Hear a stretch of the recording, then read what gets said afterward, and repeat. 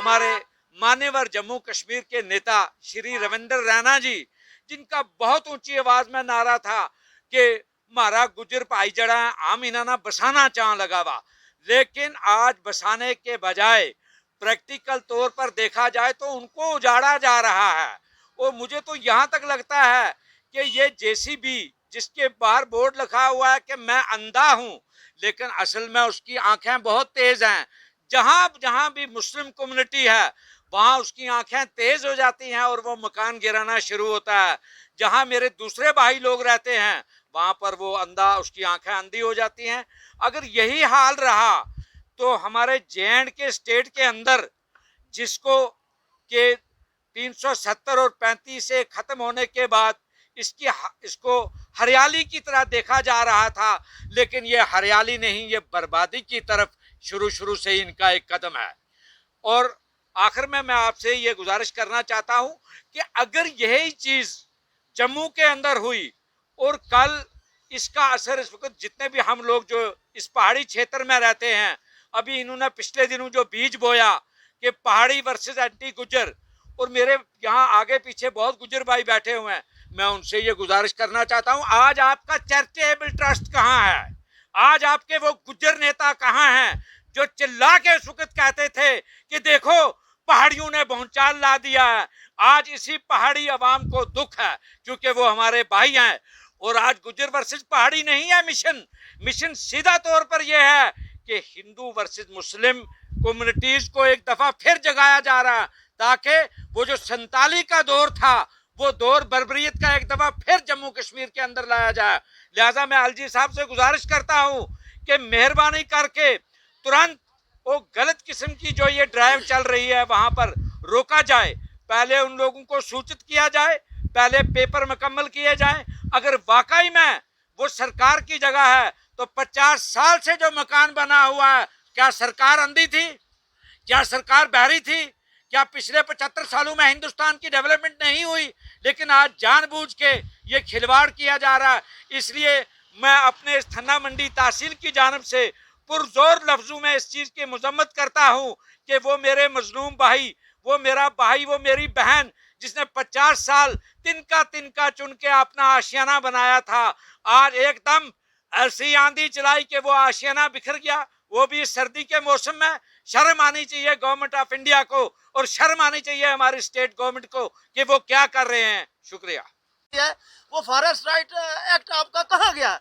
जो 70 साल से लोग, हम उनके स्टेटमेंट जो है टीवी पे देख रहे थे, जो जिनके मकानों को मस्मार किया गया वहाँ, तो ये तो जुल्म और ज्यादती है। ये कहते कुछ है और करते कुछ है अमली तौर पर। तो हम ये इस जो ये फिरका परस्ताना सोच जो है, जो हुकूमत की ये फिरका परस्ताना सोच है और ये कम्युनल एजेंडा जो जम्मू कश्मीर में उन्होंने शुरू किया हुआ है, तो ये इनकी सारी एक्टिविटीज़ जो है, इनका जो सारे स्लोगन जो वो एक्सपोज होते हैं।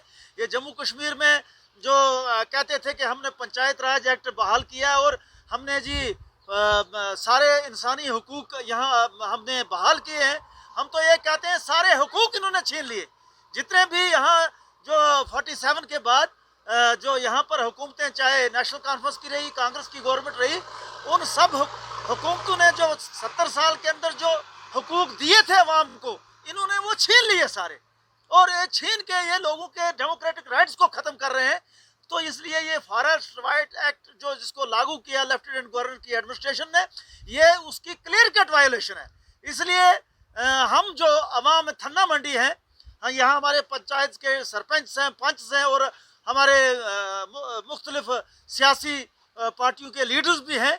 तो ये हम सब का मुश्तरका तौर पर हम इस बयान को, सरकार के इस एक्शन को कंडेम करते हैं और लेफ्टिनेंट गवर्नर की एडमिनिस्ट्रेशन को मुतालबा करते हैं कि ये जुल्म और बर्बरीत का जो ये ड्राइव आपने चलाया, इसको फौरी तौर पर बंद किया जाए और उनके मकान जो उनके जो नुकसान किया आपने, वो नुकसान उनका जो है उसका मुदावा किया जाए और उनके जो कुल्ले हैं सरकार उनको बना के दे और फॉरेस्ट राइट एक्ट के तहत उनके वो हकूक जो है उनको दे। ये कार्रवाई। और मैं एक बात और भी कहना चाहता हूँ, ये दो तरफा, ये डबल स्टैंडर्ड नहीं चलेगा। आप देखिए, टांडा से लेकर बामला तक 50 बिल्डिंगें बनी हुई हैं जंगल के बीच में। वहाँ लेफ्टिनेंट गवर्नर की एडमिनिस्ट्रेशन कहाँ मर गई है? वहाँ जो इनका ये जो एडमिनिस्ट्रेशन है, म्यूनिसिपैलिटी है, टाउन एरिया कमेटियां हैं, वो क्या कर रहे हैं? वो इस पर नहीं असर लेते कि वहाँ जंगलों को कोई तो नुकसान पहुंचा रहा है। वहाँ जो लोकल लोग रहने वाले जिनकी जमीनें अपनी हैं, वो अपने मकानों को छोड़कर जंगल में वहाँ रास्ते में दुकानें बना रहे हैं। टांडा से लेकर बामला तक आप चेक कर लें तो इतनी दुकानें बनाए, वहाँ कोई वायलेशन नहीं है। लेकिन वो गुजर बकरवाल जो गर्मियों में ऊपर जाते हैं पहाड़ों पर, आज अपने माल मवेशी के साथ अगर रूपनगर के जंगल में वो 70 साल से रह रहे हैं तो उनके कुल्लू को गिराने का काम हम इसकी मजम्मत करते हैं। ये हमें